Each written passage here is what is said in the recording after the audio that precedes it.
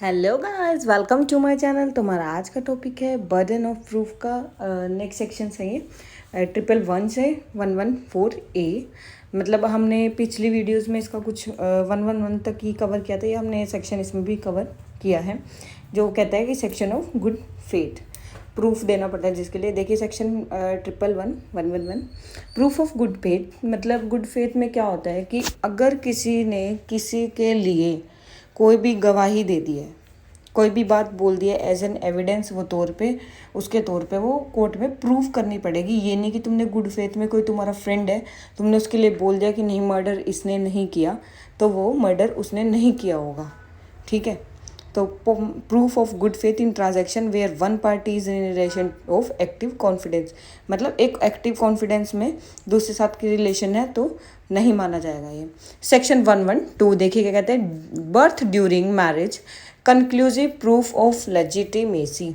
कि अगर शादी के बाद कोई बच्चा पैदा हुआ है, बिफोर उसकी डिजोल्यूशन, मतलब शादी जब तक मतलब डिजोल्व नहीं होती तब तक वो बच्चे, मतलब उससे पहले जो बच्चा कंसीव हुआ है या फिर क्या कहते हैं पैदा हुआ है, तो वो लेजिटिमेट जायज़ माना जाएगा, ना जायज़ नहीं माना जाएगा। Presumption of legitimacy of child, कि ये प्रिज्यूम किया जाता है कि उस टाइम वो बच्चा जायज़ है, लेजिटिमेट है, और उसको इरिबिटेबल नहीं माना जाता। मतलब इरिबिटेबल नेचर का मतलब उसको डिसप्रूव करने के लिए कोई फैक्ट नहीं रखा जाएगा कोर्ट में सॉरी। ठीक है, कि मतलब उसको प्रूव करने के लिए कुछ भी ऐसी चीज़ नहीं, मतलब वो लेजिटिमेट ही माना जाएगा।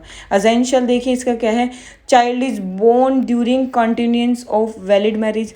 कि जब शादी अच्छी चल रही थी, वैलिड मैरिज हुई थी, मतलब हिंदू एक्ट या मुस्लिम एक्ट जो भी एक्ट है उसके अकॉर्डिंग, और या फिर with in 280 days of its dissolution, dissolve होने के 280 डेज के अंदर।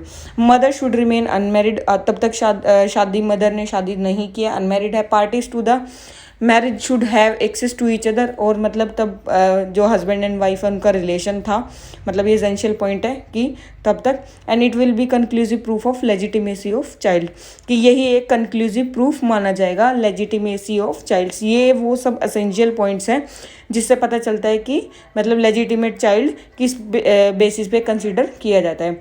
अब आता है हमारे पास प्रूफ ऑफ लेजिटिमेसी, की प्रूफ कैसे मिलेगा। कि कई बार क्या होता है कि हस्बैंड को डाउट है या फिर कि भाई ये बच्चा मेरा नहीं है, तो वो उस बच्चे को मना कर देता है कि मानने से ये मेरा बच्चा नहीं है, तो फिर उसके बेसिस पे कैसे माना जाएगा कि ये प्रूफ लेजिटिमेट है या चाइल्ड या नहीं है।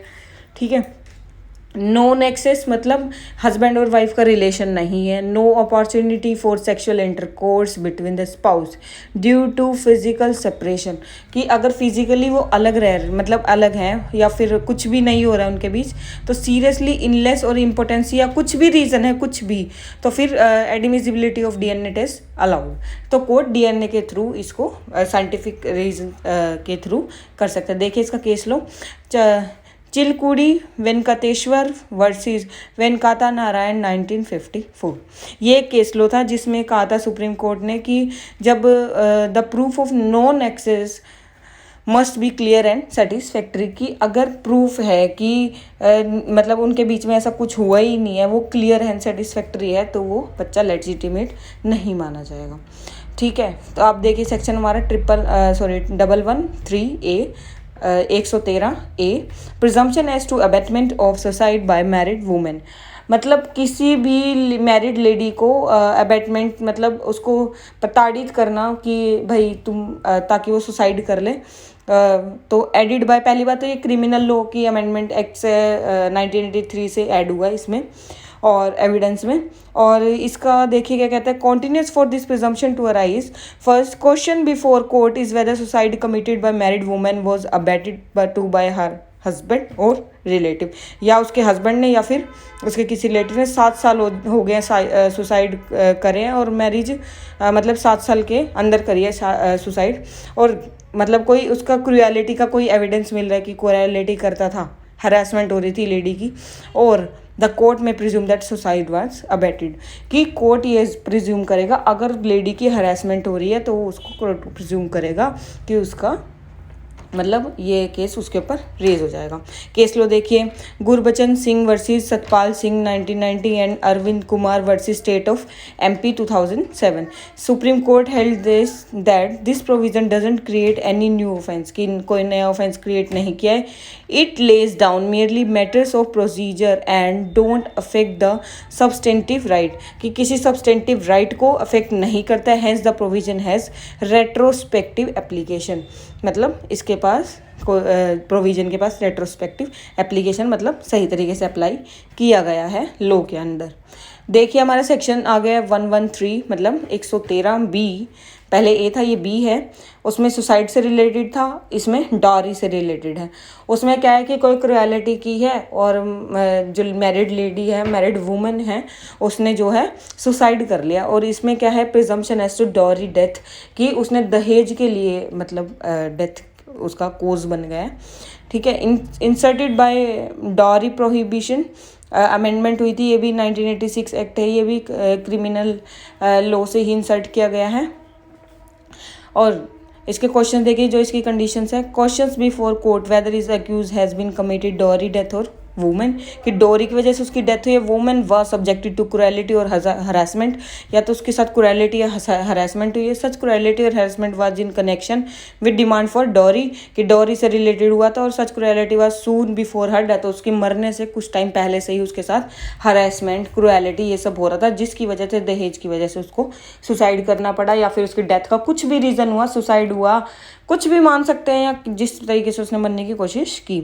सेक्शन 114, कोर्ट में presume existence of certain facts, कुछ फैक्ट्स जो है कोर्ट खुद कंसीडर कर लेता है। Section 114 places discretionary power in hands of court and empowers it to presume it the existence of certain facts from existing circumstances, taking into consideration the common course of natural events, human conduct and public and private business with relation to the facts of the case at hand.